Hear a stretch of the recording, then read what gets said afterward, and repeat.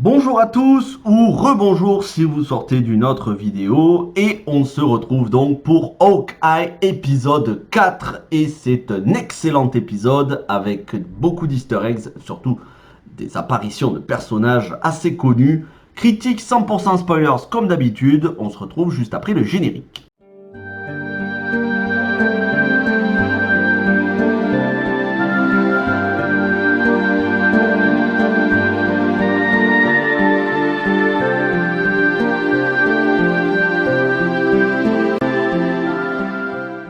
Alors, gros point positif dans cet épisode, l'alchimie, mais je le dis à chaque fois, l'alchimie entre Hailey Steinfeld et Jeremy Renner, ça marche. Ça fait film familial et en même temps, vers la dernière partie de l'épisode, il y a pas mal de tension avec l'arrivée d'un personnage que vous connaissez si vous avez vu Black Widow. Il s'agit de Yelena Belova. Ça y est, Florence Pugh arrive au 4e épisode et je ne peux qu'être très satisfait par ça. La seule crainte vraiment que j'avais dans la série, c'est que on ne voit Yelena Belova que quelques minutes dans une scène post-générique à la toute fin. Elle arrive au 4e épisode, elle a une séquence très importante où elle combat Hawkeye. Ça promet du très lourd pour la suite. Et en parallèle à ça, on a Echo, donc Maya Lopez, qui elle aussi veut se battre contre Hawkeye, qui finit par se battre contre Kate Bishop et qui finit par être maîtrisée par Kate Bishop.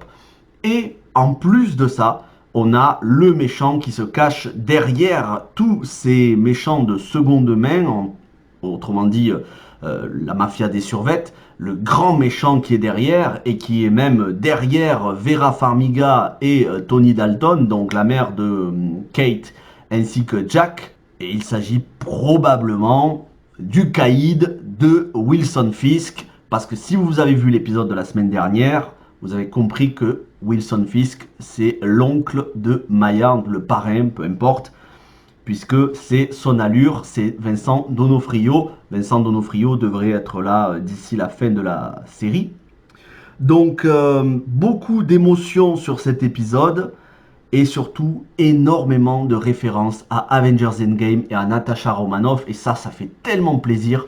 On s'inscrit dans la droite lignée à la fois de Avengers Endgame, de Black Widow, la cohérence est totale, il y a de la légèreté, avec toute la soirée que vont passer Kate Bishop et Clint Barton en amis qui vont regarder des films de Noël avec des pulls de Noël, avec le chien, avec des apéros, et en même temps ils la forment petit à petit, c'est très touchant, on sent vraiment qu'elle est émerveillée.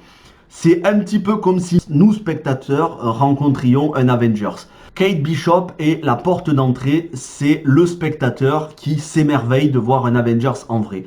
Elle a les réactions que l'on aurait si on voyait les acteurs des films en chair et en os.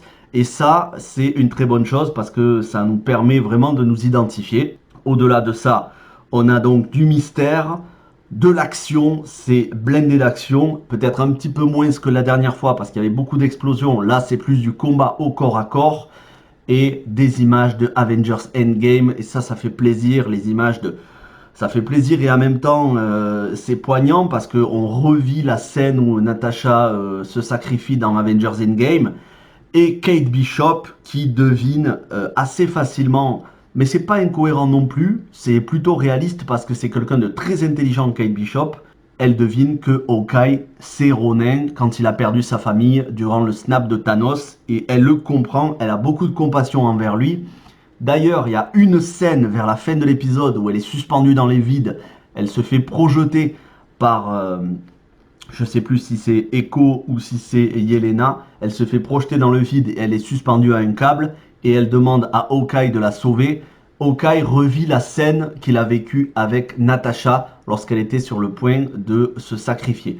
Donc c'est très difficile pour lui de revivre tout ça. Et en même temps, Vera Farmiga lui a demandé, lorsque donc, fin de l'épisode de la dernière fois, il avait été découvert par Jack. Là, ça commence directement après. Ils sont finalement invités à manger, ou en tout cas à discuter par Vera Farmiga et par Jack. Et donc Vera Farmiga, avant de le congédier, lui demande de ne pas entraîner sa fille là-dedans parce qu'elle a déjà perdu son ancien mari et elle ne veut pas perdre sa fille.